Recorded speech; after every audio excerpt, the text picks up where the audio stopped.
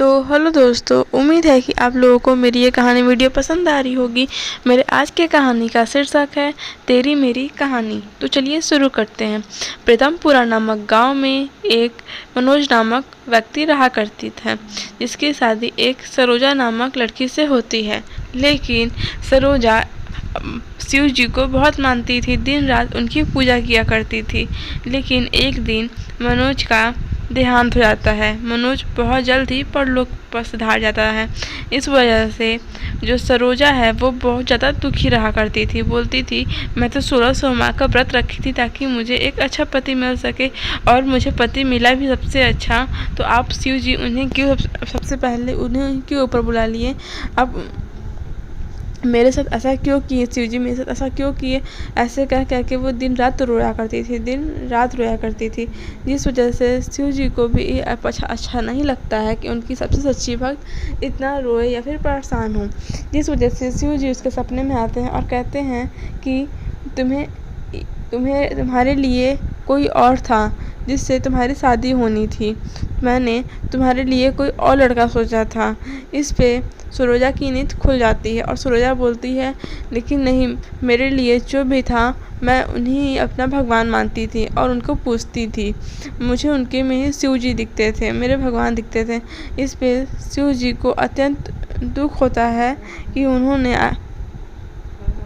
अपने सच्चे भक्त को इतना ज़्यादा रुष्ट कर दिया है।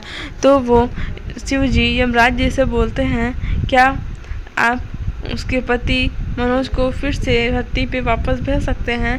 तो यमराज बोलते हैं कि हाँ, पर मेरी 3 शर्तें रहेंगी। इस पे दूसरे दिन शिव जी सरोजा के सपने में आते हैं और कहते हैं, इनकी 3 शर्तें हैं। और सरोजा को वो तीनों शर्त बताते हैं कि उसे अग्नि पे चलना होगा, वायु में चलना होगा और पानी में चलना होगा। इससे वो मनोज को फिर से पालेंगी। और इनके सरोजा उनकी बात मान लेती है। सरोजा सबसे पहले आग को जलाती है और बुझा के थोड़े से आग पे चल लेती है, जिससे यमराज जी का आग पे चलने वाला भी पूरा हो जाता है। और एक बाल्टी में बड़े से बर्तन में पानी भर के उसमें भी चल लेती है और ये भी उनका पूरा हो जाता है।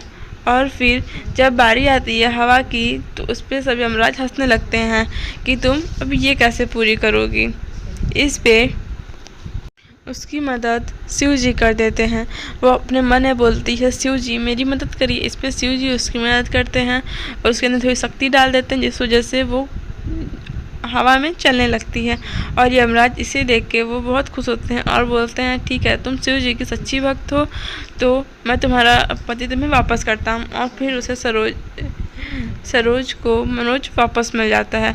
तो दोस्तों, मेरी ये कहानी आपको कैसी लगी कमेंट में ज़रूर बताएं। Thanks for watching. वीडियो लगी तो लाइक सब्सक्राइब करना भूलें। बाय बाय दोस्तों।